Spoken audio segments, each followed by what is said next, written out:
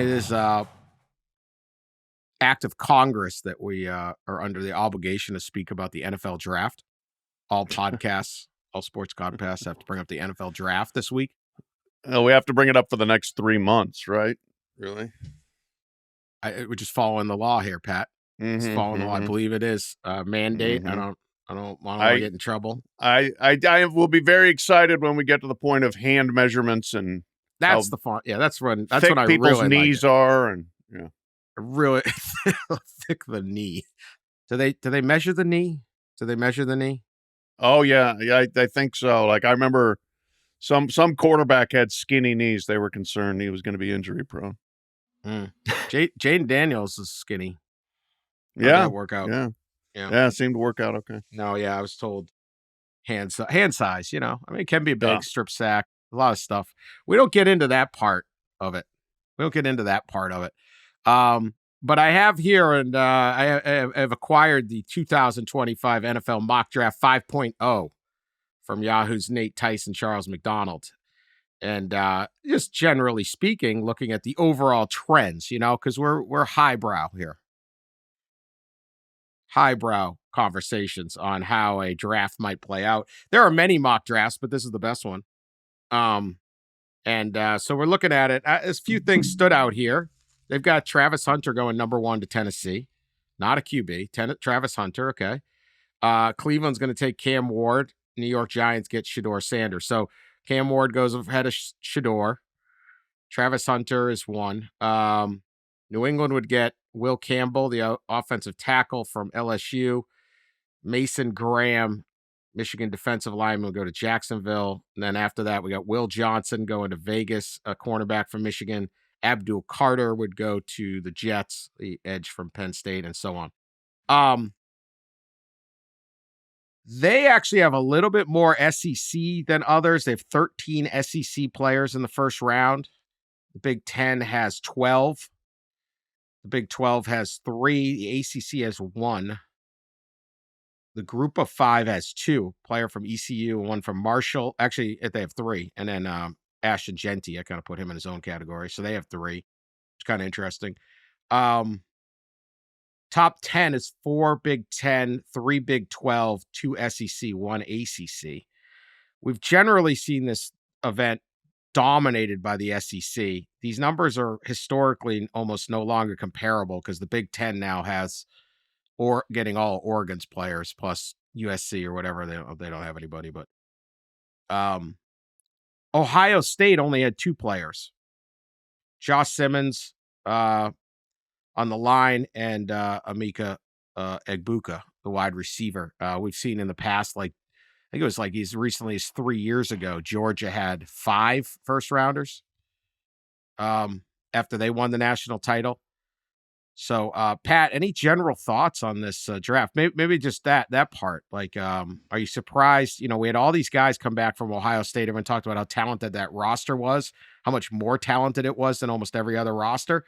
Only 2 first rounders. Yeah, I had a couple general thoughts on that. I'll start there since you went with the Ohio State. Yeah, that was the big thing is supposedly they had 8 guys who were top 100 picks last year who all came back, and maybe none of them improved their draft stock necessarily, but gosh, I sure especially look at the defensive line and think those guys, JT Tuimoloau and Jack Sawyer, looked like pretty high-level prospects. Tyleik Williams inside there.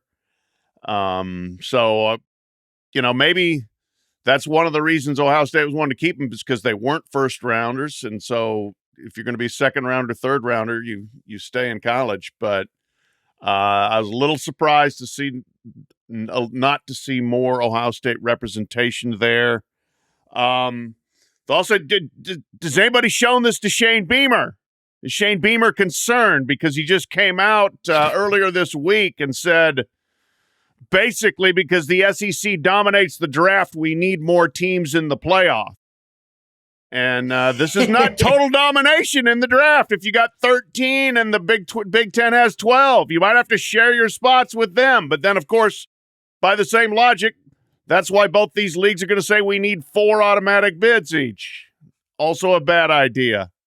I am not in favor of using the draft to decide who gets in the playoff. So Shane Beamer and I do not see eye to eye on that.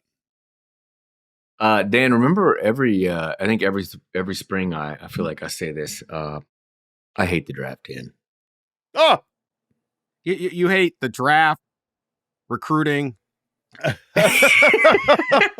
the games. Really, I guess the games. No, I didn't say I hated the games.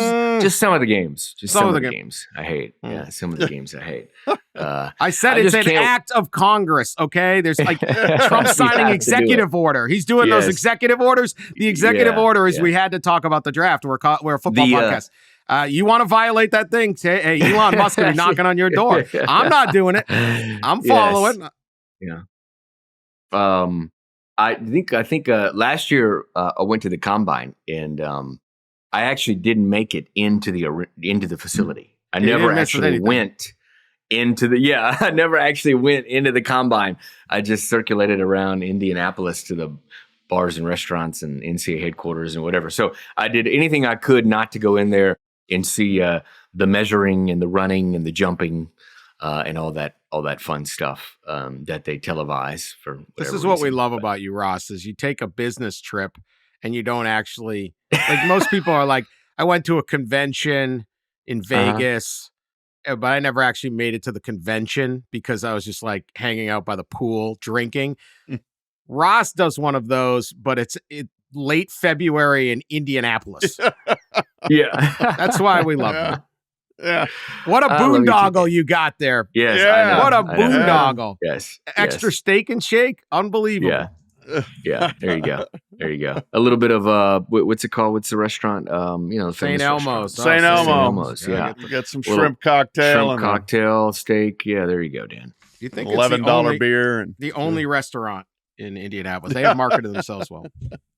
Indiana's oldest steakhouse. All right. Well, what do you think on this? Would you take Cam Ward? How about this? We'll do real basic. Could you take Cam Ward over Shedeur Sanders? Yeah, well, sure you could. Okay.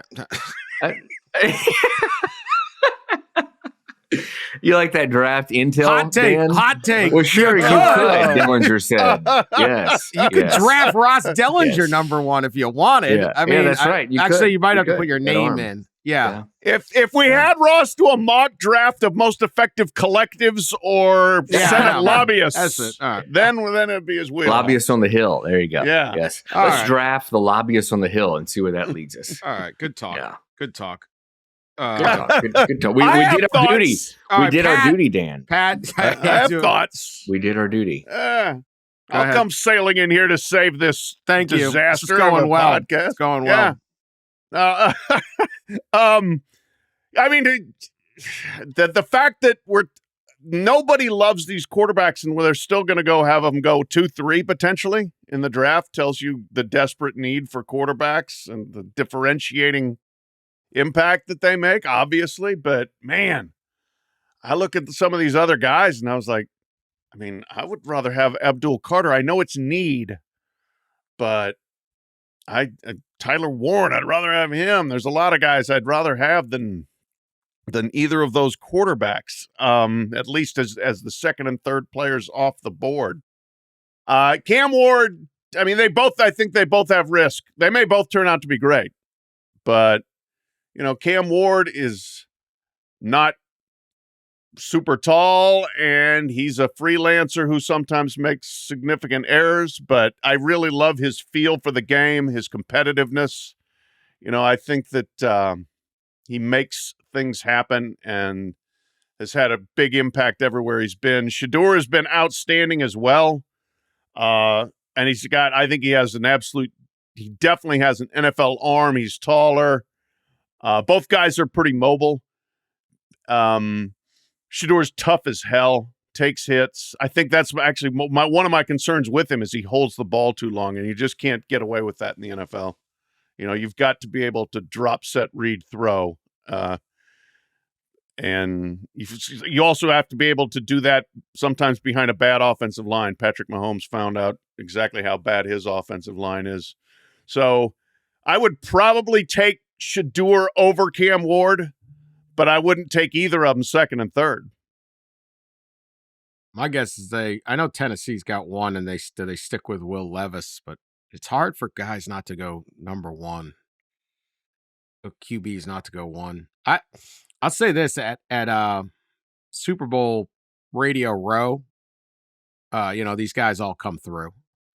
They bring draft picks. Everyone's getting, they all get sponsored, right? So you're there for Visa or you're there for, what is some of our Invesco QQQ, right? The official ETF of the NCAA.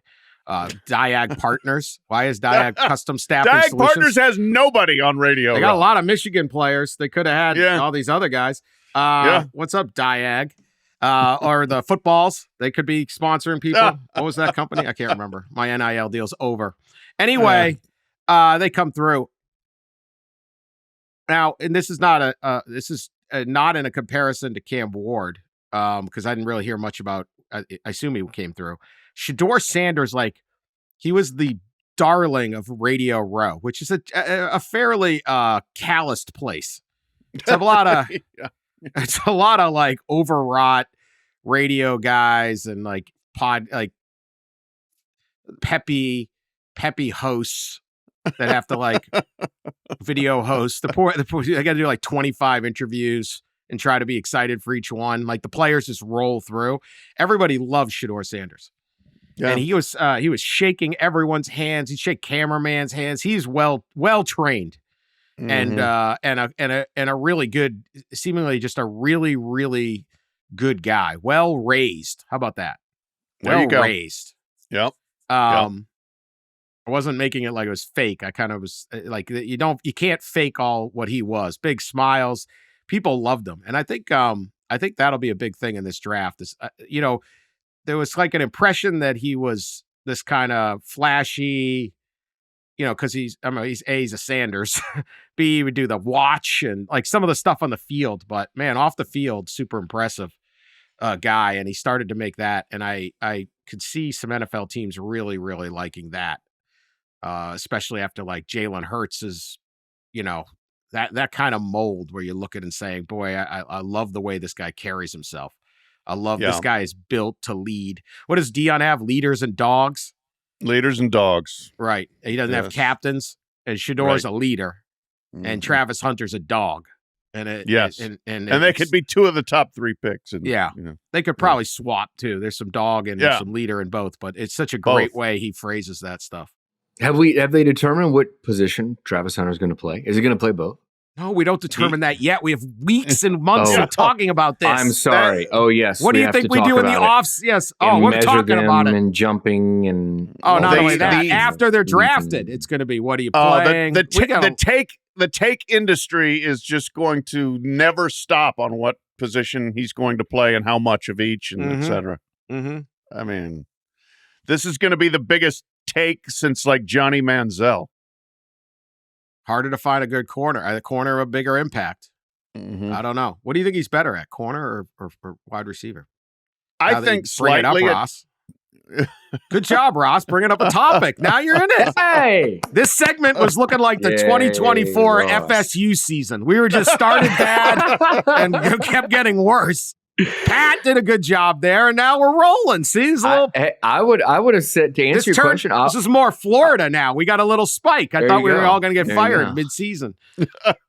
Before this past season, I would have said cornerback, but after this past season, man, he just made some phenomenal catches on offense that makes me think that the kid might at least get a crack at both sides of the ball, Yeah, I think you'd be foolish to bring him in and not give him a crack on both sides of the ball. He wants to, and he's shown that he can play both. So, I mean, you don't necessarily come in and say we're starting him on both sides. You may not start him on either side, but I absolutely think that he deserves a chance to go into a training camp and show whether he can or can't.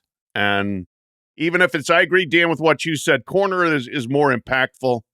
I mean, we see like Patrick Surtain with the Broncos made such a huge impact, and defensive player of the year at corner. So I would probably start thinking of him as a corner who has, the quote unquote package of plays offensively. And one thing he can do is he's 6'1", he's not 6'4" or whatever, but he gets balls. You throw him up and he's going to win contested catches. So if you can put him in situations there, whether it's goal line or whatever, but I would find ways to try to use him on both sides of the ball. And real quick, with Shedeur Sanders, Dan, what you said, the way you described him, face of the franchise, he can handle that role. If he's good enough player, he would be a dynamite guy to be, trotting out there as, your main press conference guy and your community relations and 19 million commercials and all that other stuff. Yeah, he had this great this is one of the best answers I've ever heard on this, because I always found this to be a little weird. This is like football culture, right? They said, would you be mad if you don't go first overall? And old school football culture's like, yes, I compete. I'm competing against everyone. I have to be number one. And I don't even know if the guys believe it. But yes, you passed on me. I will torture you forever, right? The whole Tom Brady bit. And maybe it works when you're 199th. It obviously worked for Tom Brady. But it was like, if you don't say that, then the draft, those of us who are federally mandated to talk about the draft, well, does he really care about football? Does he care about winning? Why wouldn't you want to be number one? Is he focused on being number one? Instead, Shedeur says, why would I be mad? These are good problems to have. You could be in way worse situation. Being number one doesn't really matter to me. It's all about fit. Like, that's the greatest answer ever. He's right. You're not going to do you really think that Shedeur Sanders isn't competitive? Because he's like, yeah, I went third to the New York Giants. Like, pretty awesome. Pretty awesome. No, I would be much more concerned about fit than things like that if I were being drafted. Because how many quarterbacks have we seen get a bad fit and their careers are over? I think of Tim Couch going number one to the expansion Cleveland Browns and never having a chance. David Carr, when he went to I think they were expansion Texans then. You get sacked 900 times and your team's terrible and you're too beat up and your stock is damaged. I would be much more focused on going to a place where I have a chance to succeed right away. Yeah, I think that's the bit. I love that answer and the confidence to say that answer. So maybe some old school football guys, snort and fire, and is he tough enough? Is he competitive enough? But I would not worry about that when it comes to Shedeur. That would be my least. Probably wants to go to New York too. Boy, right? He would. He's got a New York personality. Yeah, it would work. He's got the whole bit. All right. I think we've completed our federally mandated. All right. Draft talk. 18 minutes. 18 minutes too long. Yeah. Let's give Ross a bone here. Let's throw Ross a bone. There we go. You ready? We're talking bourbon? No. That's another we're going to topic. talk. Some legislation. Let's talk some legislation. legislation. There we go. Legislation. Yeah. It's legislation. The Department of Education came out this week and reversed a previous decision that said Title IX does not apply. I don't know if it's a decision. It's guidance. Guidance. Yeah. Guidance. Guidance. Mm-hmm. Does not apply to name, image, and likeness deals. So at the final days of the Biden administration, they said it does. So therefore, if you were somehow trying to run an athletic department, you might have to figure out how to make all NIL payments or the direct payments have to be equaled out between female and male athletes. This decision seems to just leave it open to the whims of the school or the market forces, which in some cases could be much more for a female athlete, i.e., Caitlin Clark, or maybe like a Paige Beckers or something, or Juju Watkins, but that would lead to, I would say, the vast majority, I think you've said 85% of the money going to football players of this. So what do we got? What are you hearing? Yeah, I think most schools are preparing to spend 85 to 90% of their rev share pool on football and men's basketball. Both were, around 70 to 80% on football, in another 10 to 15, maybe to 20% on men's basketball.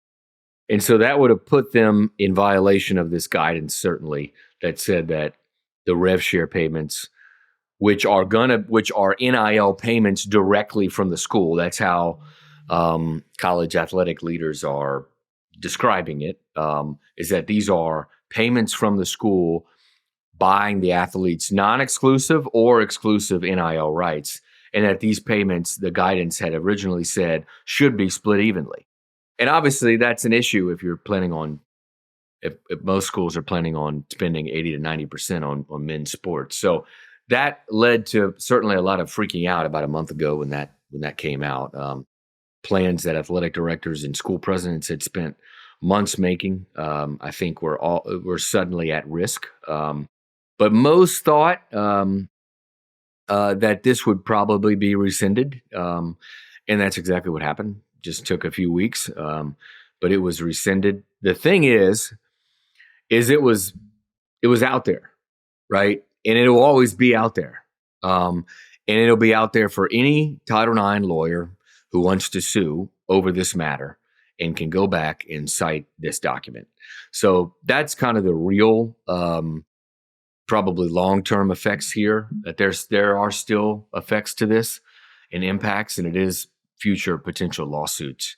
Dan, we talked about this a lot. This is the single biggest kind of quote issue around all the rev share, is the distribution of revenue by sport and by sex. How do you do it? How do you distribute the funds? Do the funds actually fall under Title IX? Part of the rescinded guidance was the Department of Education, now of course under new leadership with a new administration, basically saying nowhere in Title IX does it mention an athletic department, revenue share payments have to be split evenly. So this is going to be something that's not going to die, right? We're going to see lawsuits filed. This is going to go. It's going to continue to be an issue in years to come. Quick question on this. Will public universities have to disclose at least proportions of their revenue shares with each sport? Is any of this going to be disclosed? Even if it's not individual athletes, but we have $20.5 million and we are giving X amount to football, X amount to men's basketball, X amount to women's basketball, etc. They will have to disclose, I believe they'll have to disclose a breakdown of all that, of their pay with the cap management system, which is like an LBI software, which also used by the NBA, I think. So they will have to break down all that. Now, the big question is, will that be made public in some way? That's my question. So what I understand is they're working on something to be made either internally available to schools to see what everybody else is paying, maybe not with names of players, but by position, by sport. They're working on maybe creating something like that. The problem is the antitrust violation in that, in putting out, I guess, figures of contracts can be in violation of some laws. So they're having a little issue, I guess, maybe doing that. So they'd like to do it, it sounds like, because all the schools would like to see, of course, what everybody else is paying and how much they're paying per sport. And you guys know that when we get into the meat of this whole thing, a coach would love, after a loss, to get up to a podium and say, well, the team we just lost to is spending $3 million more on their team than us. Sure. Well, I know, and we know that Dan wants this cloaked in secrecy and misinformation. But I would, and I don't even want individual totals. I just want to know, why not? Well, I mean, if they want to give them to us, that's fine. But if they want to draw a line somewhere for privacy's sake, hey, public employee, then fine. Okay, I would be fine with that. Clemson is paying its quarterback $1.5 million this year. South Carolina is paying its quarterback $1.3 million. It's so on and so forth. That would be fine. But the more information, I'm in the category, the group, or the camp of more information, the better. Not necessarily just for comparative, so for the athlete's sake, to say, I'm a women's volleyball player and I'm good and I can get NIL payment. Well, who's actually interested? Which schools are funding women's volleyball and which aren't? Would I be better off looking at a school that has a $600,000 pool for women's basketball over one that has a $200,000 pool? That's the kind of information I think could be useful for the athletes. So two things here, because I'll get to you misrepresenting my position as usual. First off, if you're a public employee, you're getting paid by a state government or some kind of state, whatever the thing is. Your salary is public. I mean, that's different to me. I mean, if they're paying whatever, you're paying him $1 million to this guy or 15 grand. You can look up I can find out what the lowest paid guy at most college athletic departments are getting paid. It's a public thing. So that, to me, that should be public. Now, I understand they're going to say, well, this entity isn't open to that, or they'll look at. We just had another Alabama is now saying athletes shouldn't pay taxes. Yeah. I mean, like we're deep down the rabbit. I mean, we're bizarro world at this point. Yeah. Bad ideas proliferating. That's good. Right. And there's a guy, there's a truck driver who's a big Tide fan going, yeah, hell yeah. I don't want him paying. Like, you're paying. I'll pay his share. I'll pay his share. I'll pay the quarterback's share. He's only making $1 million. I'm making 42.5 over here. Like, what? I don't even know where we are in this. We've lost our way, but that's fine. But hey, if you're a public employee, you're a public employee. You don't want that? Go work somewhere else. What I have been saying on this other issue, Pat, is you're saying people should voluntarily reveal how much money they're making in a private business deal with not only their own college, but the NCAA and everybody else and their competition, which I would find to be, as an individual, to be completely ridiculous, and we wouldn't ask anyone else to do that. It's one thing to know for various purposes how much Deion Sanders is paid to coach and work at the University of Colorado, or Dawn Staley is paid to coach at the University of South Carolina. It is another to say how much you getting for those Aflac commercials. It's a totally separate thing. So I would not expect and nobody else who isn't in a imbalanced situation would suggest those guys should have to reveal that, so that other coaches somewhere and other companies, whatever Aflac's competition is, can sit there and say, oh, let me analyze how much they're spending on that. That is not how the private sector works. Now, you work for the public sector, you can find out. We do not know the coaching salaries of NFL. They don't have to reveal. You want to coach the Dallas Cowboys? They're not going to put their PDF of their contract up on the website. So that is different. It's very simple. We do know how much first round draft picks make by They slot. They do. That's collectively bargained. That's collectively bargained. You want to collectively bargain with these guys and say, I got to know your side. We do not know how much money Patrick Mahomes makes in commercials, because that would be that's detrimental to his ability to run his business. So, keep misappropriating my. No. Except most of these guys are not getting paid by Aflac. They're getting paid to play football by the boosters. It's what they're characterized as. Hey, you don't know. I mean, this is the system. This is an endorsement opportunity. No, it's not. You want to pillage their privacy? 3rd and 7. Pillage their privacy. That's it. we'll come back after this, and we got more other than Title IX. All right, here's the text of Title IX as a law. This is it. No person in the United States shall, on the basis of sex, be excluded from participation in, but be denied the benefits of, or be subjected to discrimination under any educational program or activity receiving federal financial assistance. That's it. So what that basically did was back in the, this was passed in 1972. Back in the day, you would have like, at your local public high school, there'd be like 11 boys sports, and there'd be like maybe 6-on-6 basketball for the girls. That'd be it. And so they said, hey, you got to have more teams. You can't just sit there and say, well, they're just girls, they can't play, all that stuff.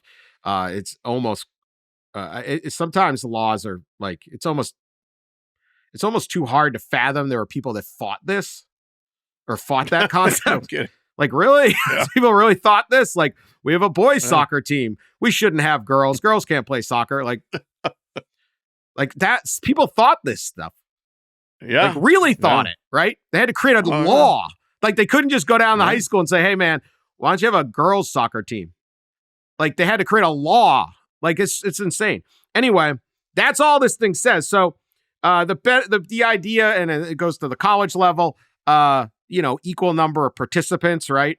It's kind of how they sorted this thing out. So, which was tough for the men's sports because football has so many players and there's no comparable deal, and there's no women's football. Now, maybe it's women's flag football one day. Who knows?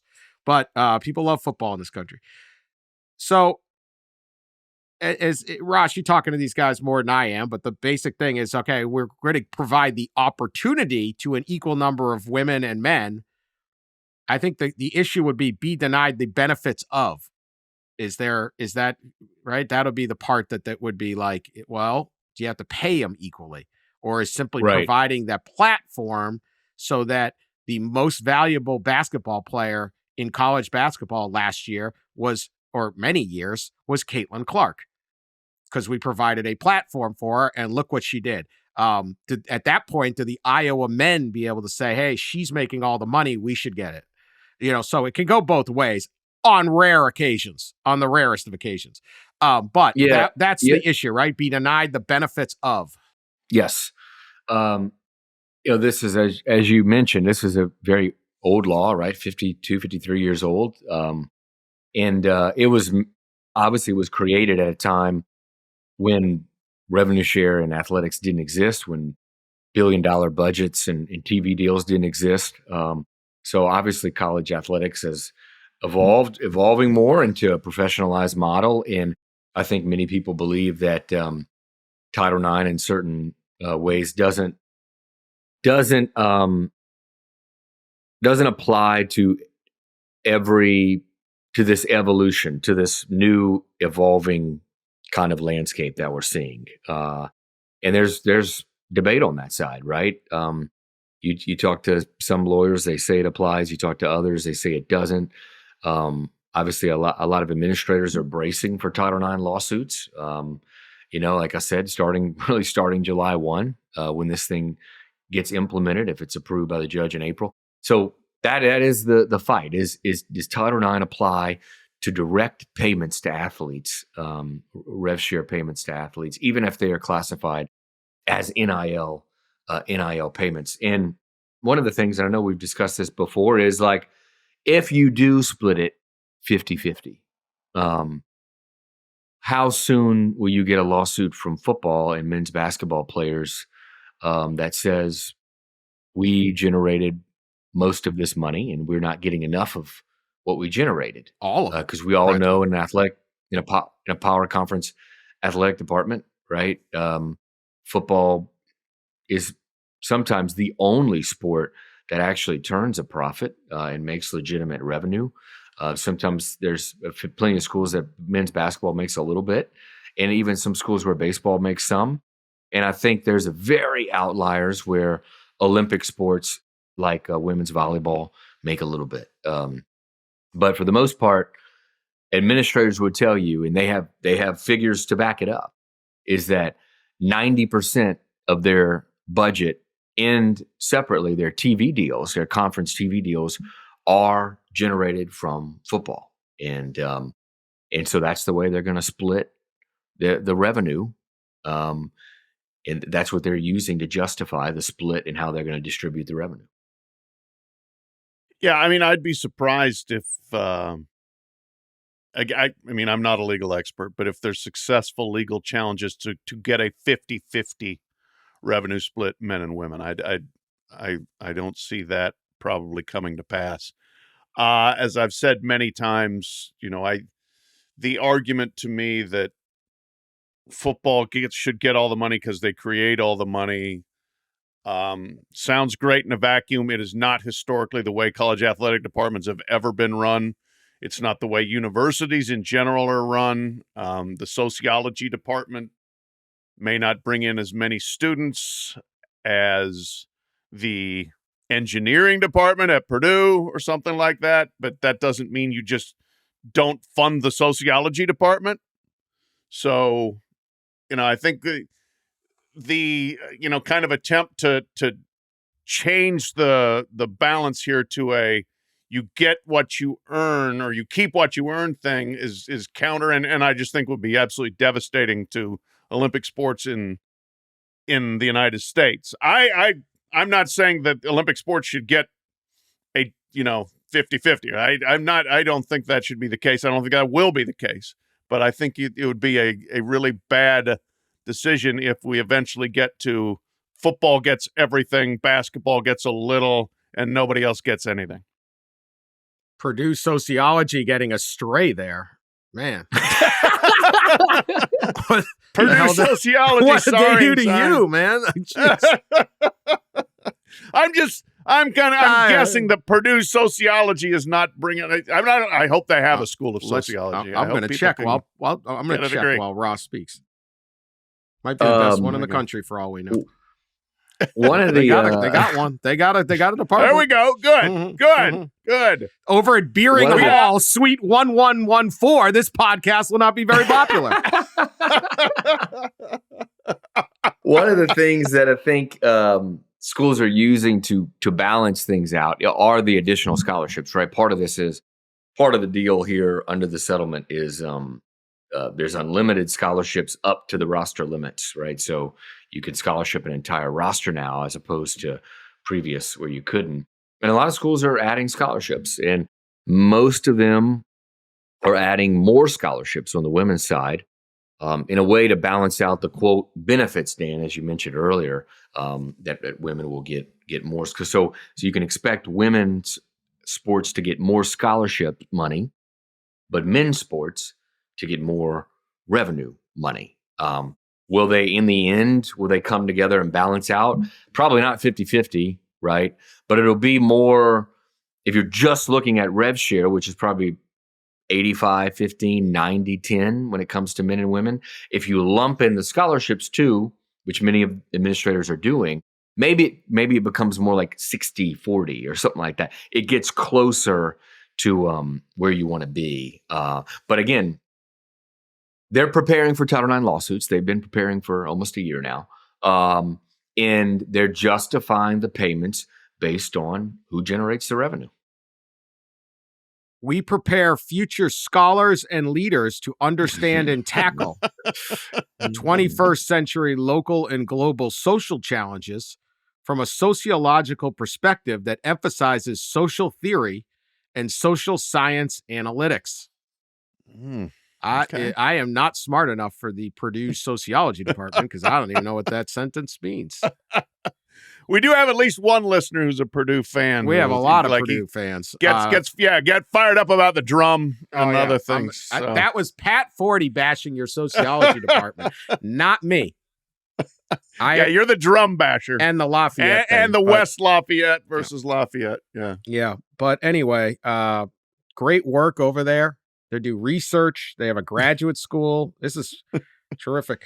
I don't know where this will weigh out, but there will be billable hours. I can tell you that. Men and women lawyers will be making much money off of this. That will go out equally. Football. Ohio State has found a defensive coordinator, and it is former Detroit Lions head coach Matt Patricia, longtime Bill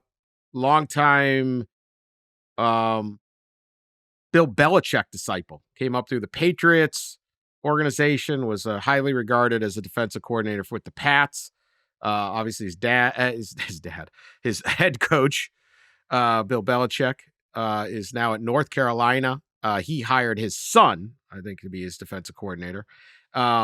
So Matt Patricia needed a job, and he's going to go to replace Jim Knowles at Ohio State. Thoughts, Ross? Yeah, big hire. Another NFL guy, right? Coming to college football. Not that that's anything new, but I feel like we're seeing a lot of it, and a lot of big moves from the NFL to big names from the NFL to college recently, and I think it probably has to do with what we're talking about, right? Everything that we've been talking about for many months, and already on this pod today is the evolution of the college game. I think that Ohio State commands pretty much the best candidates, right? Pretty much. I mean, as far as what they'll pay and what kind of talent there is there.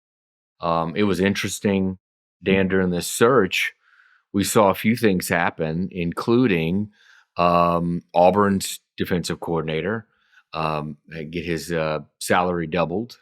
And I think that probably goes back to there being an opening at Ohio State. And so it's been interesting to see the avenues that Ryan Day is going down.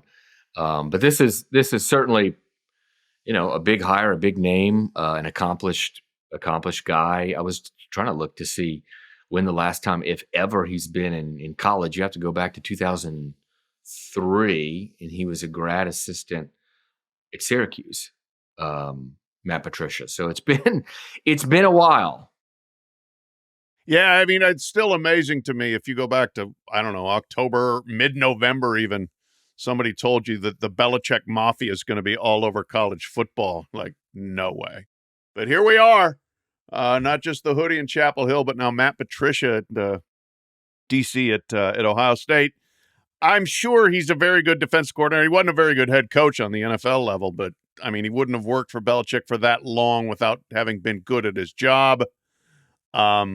So anticipating that he can make a transition to college schemes, relating to college players and making his schemes understandable and everything to 18 to 22-year-olds, it should work out fine. They're certainly going to have good players there.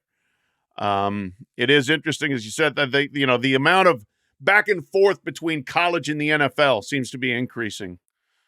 Chip Kelly has come back, and there's been several other coaches now where it just seems like it's more interchangeable, the jobs, whether that's salary or whether that's style of play, I don't know, but another example of it here.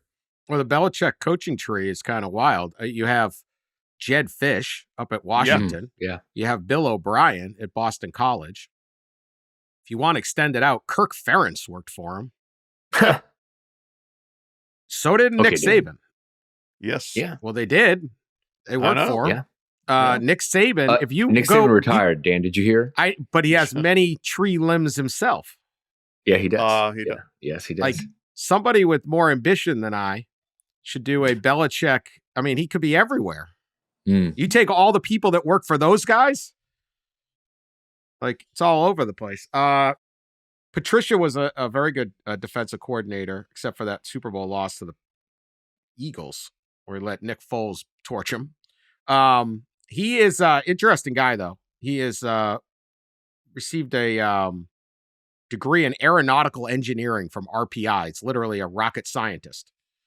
And he will say, I've talked to Matt Patricia a few times, and he will say, I'm an engineer by trade. He famously has the pencil. He has the pencil. When he started at the New England Patriots, Belichick would get these guys. They'd come in as like volunteers and just, whatever, anybody trying to get a foot in the door, as he did. And he would make them diagram plays. He would run a play, and you'd have to, in pencil by hand, diagram the entire play, and he'd leave these guys for hours and hours to do this stuff, and that's how they would learn football. And you had to do it by pencil. So Patricia would walk around with a pencil in his ear in case he got told at any moment to diagram something. And he'd say he would know where the pencil is at all time, and then it became his signature deal. It's a Dixon Ticonderoga number 2. That's the pencil. An excellent pencil. Excellent and pencil. By the way, go ahead. Lee Do you know this? Lee Corso sold Dixon Ticonderoga pencils for a long time.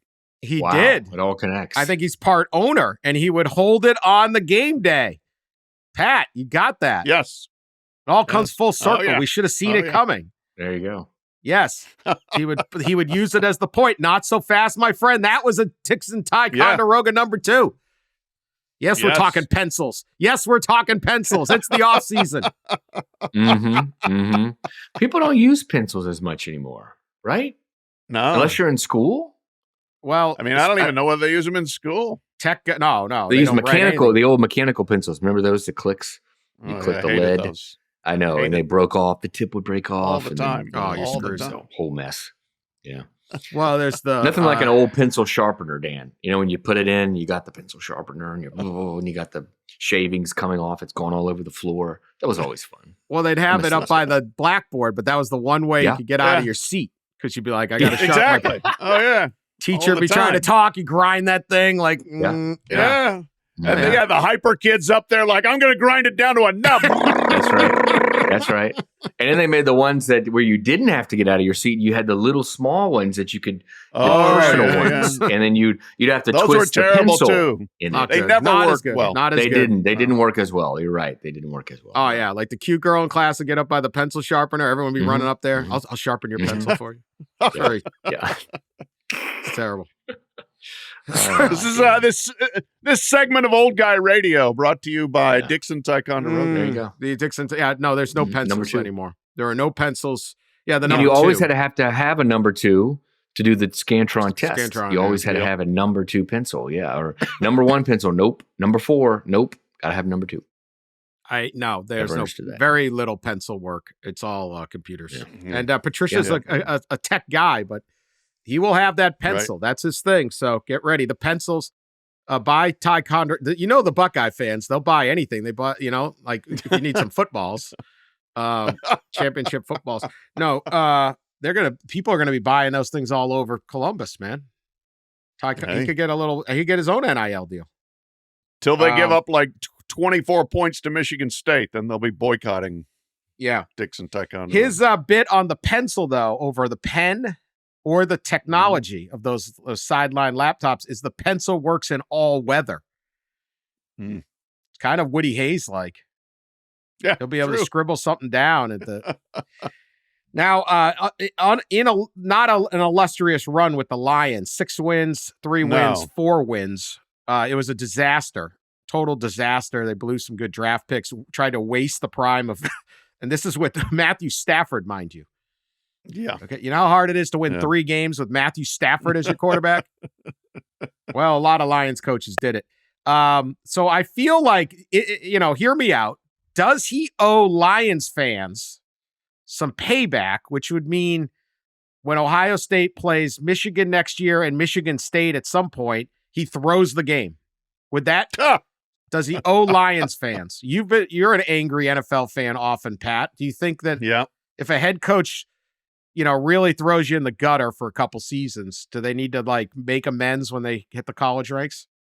I'm going to suggest that if he wants to keep his job past the 12th game of 2025, he does not throw the Michigan game by any means. Do not throw the Michigan game. So that would be bad job security. Yeah, probably not. But I'm sure he'll get a warm welcome in Ann Arbor next year for even more reasons than just that he's wearing scarlet and gray. Scarlet and gray. All right, let's take a break. All right, it's almost March, basketball season, and the SEC, if you hadn't noticed, is dominating college basketball. Poor ACC. What? Oh, they are. Tennessee's 5. I was watching them the other night. Kentucky's 12. 1 and 2 though are Auburn, Alabama. Florida's really good. Everyone's good. They could get 12 teams in. 13, 14. I mean, wow. Yeah. Just means more crazy. teams in the basketball tournament, baby. Yeah. And the ACC's got nothing. They got Duke and they got Clemson, kind of. Yeah, tough go over Duke there. and then Clemson, Louisville. Yeah, Louisville's all right. But the big game this weekend is Auburn, Alabama. It's 1-2. And, these two programs have kind of sneakily cared at various times about basketball and been good at basketball. Obviously, other programs have been. Florida won a couple national titles. Kentucky, clearly. Arkansas, clearly. Tennessee always cares about basketball. So it's not a total, nobody cares. But Ole Miss, Mississippi State. You're ranked. Ross, Mississippi State. Yeah. They're in the top 25. Yeah, I'm glad you're paying attention.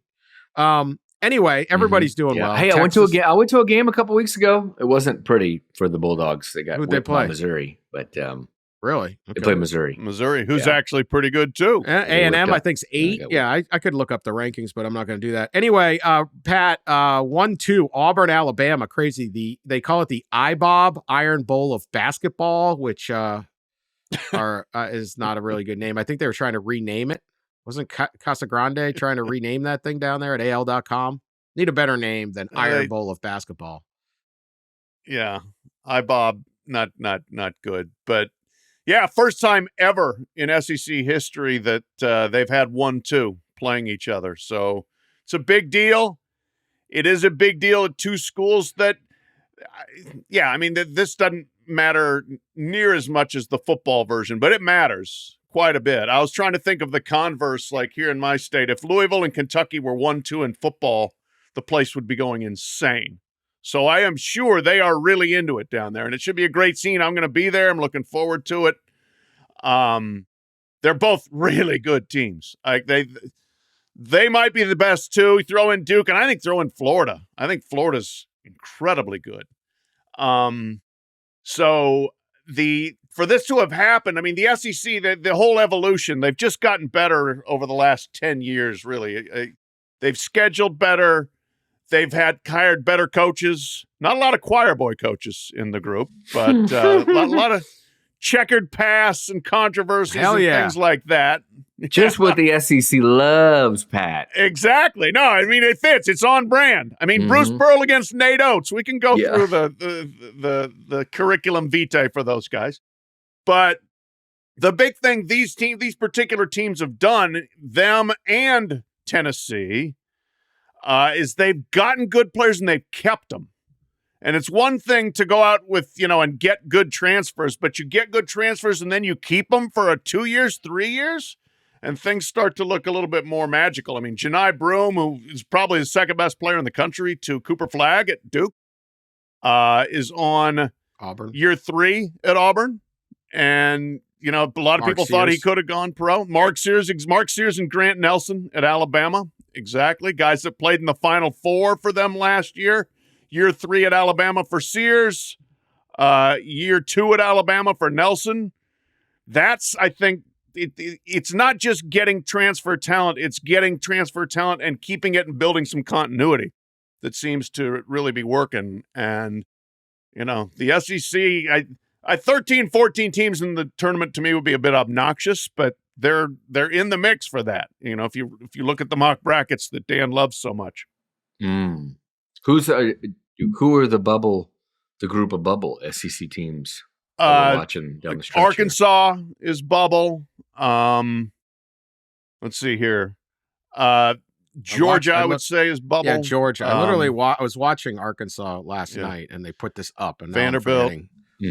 Everybody's got a chance practically, except LSU and South Carolina. Yeah. Yeah. It's everyone else is in the mix. Well, you can go, well, that's too much. And maybe it is, but what they did in the non-conference, they did go out and prove. Yeah. No, I know. So it's what do you want to do? And the ACC challenge is what? They lost 2 games. Maybe it was 14-2 or something like that. Yeah, 15 it's and 100-0, basically. You also watch it and you're like, these teams are fantastic when they get cranking. And Yeah. The thing is about their coaches with the little baggage, if you will, and there's various baggages. There's bags all over the place.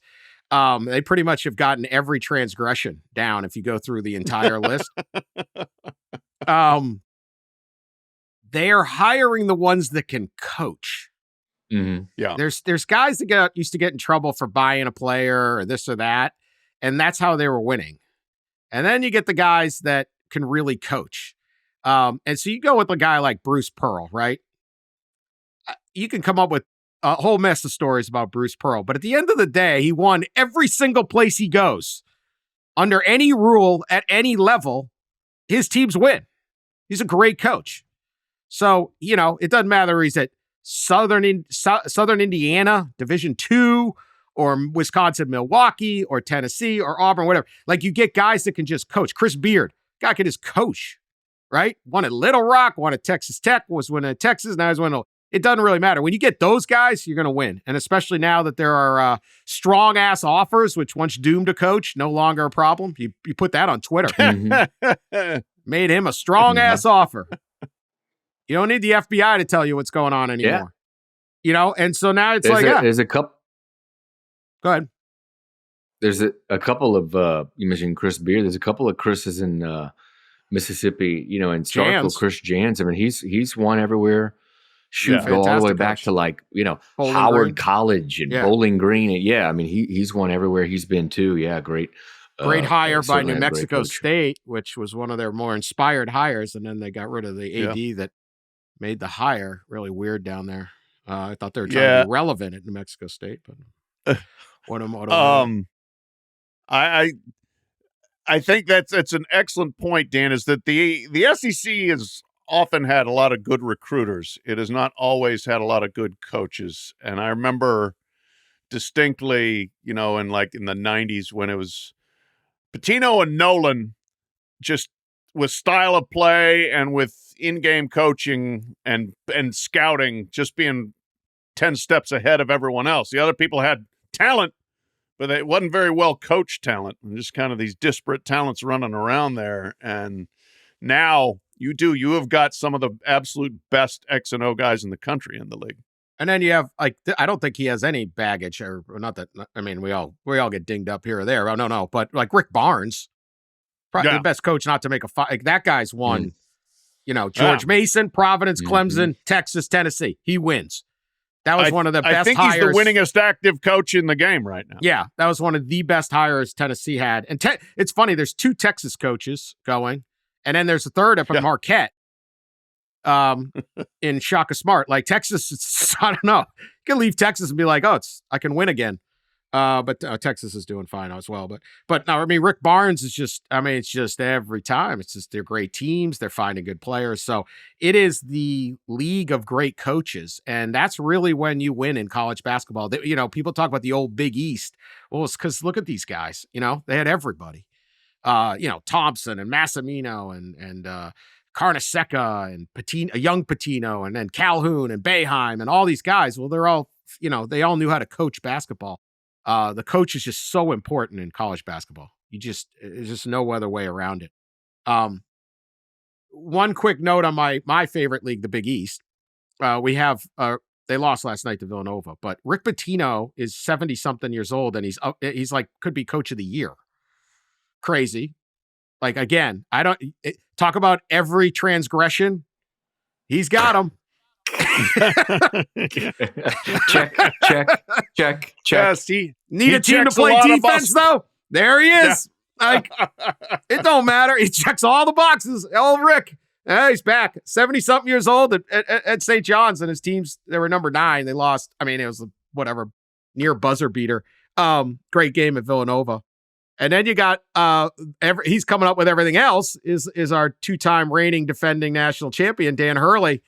You see this scene the other night. I cannot get enough. I know everyone's hating on Dan Hurley, but I can't get enough. The pro wrestling aspect of this guy is just so entertaining.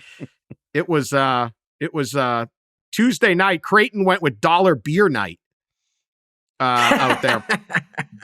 And then UConn went in and won. And as he's walking off, he's arguing with the fans, of course, yelling 2 rings. And then he goes, line of the year. 2 rings, Baldy. He says Baldy. He says to him, Dan Hurley's bald. He's bald. You're bald. It's like Costanza on Seinfeld. You're bald. Amazing. I can't get enough. Dan Hurley is a nut. Great. He's nuts. That was 2 rings, in the video. Baldy. Yeah, the video. He's walking into the tunnel, and he's in the tunnel. He can't be seen anymore by fans, but he's still like yelling. He's still yelling, and he's just that dude is another level of competitive. Woo. I feel like I'm the yells at the ref. I'm the best coach in the country. All this stuff. It's fantastic. He's crazy. No. We need this. He is the character. He's your villain. Filter. None. There's no filter there. None. No filter. Now that we're stopped trying to put morality on our coaches, we've got this whole cast of lunatics, and college basketball is better than ever. That's not how a coach should behave. And it's like, well, it's basketball, whatever, man. No, Dan, it's good. You must be reading the 40 minutes because I did talk about the 70-year-old and up coaches who are kicking ass. Rick Pitino at 72, Rick Barnes at 70, Tom Izzo at 70, Kelvin Sampson at 69. There you go. Like all the old guys got out of the ACC, but everywhere else, they're not just still coaching, they're coaching really well. And yeah, the Pitino thing is endlessly fascinating to me. And we can pray for a Big East Saturday night Madison Square Garden championship game between Dan Hurley and Rick Pitino. Absolutely. Who get after each other. Great crowd, because UConn brings the second biggest crowd. It'll be absolute bedlam in there. No, it's great. You hear these old, it's a different sport. I can't adjust. And you get young guys do that too. And that's fine. That's my thing. Like, Bennett at Virginia dropped out and stuff, but we're running the old coaches out, running them out. Like Izzo's still screaming at everybody. You want to play for Kelvin Sampson? You think Kelvin Sampson's practices are any less crazy than they were? No. Look at these coaches. Pearls on like.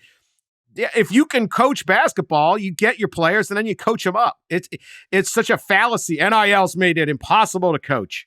Really? Looks like we got a whole bunch of great guys doing a great job. Like the guys that really couldn't do it or didn't want to, that's fine. Tony Bennett was a good coach, but the idea that you can't coach these teams. Yeah, look at Houston. That's the hardest nosed program in the country.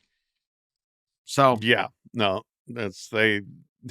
their practices are merciless. Kelvin doesn't spare anybody. I do think there's a slight evolution, I think, with him. I think he turns and yells to Kelvin Sampson Jr., his son, a little more than at the players. You got to do it. He goes bench and sits down, is like, what the hell's he doing out there? Yeah. Instead of saying to the player, what are you doing out there? Yeah. Says it's smart. Kelvin Jr. All right. Good stuff. 2 rings, Baldy. We'll be back next week. More College Football Enquirer. Talk to you later.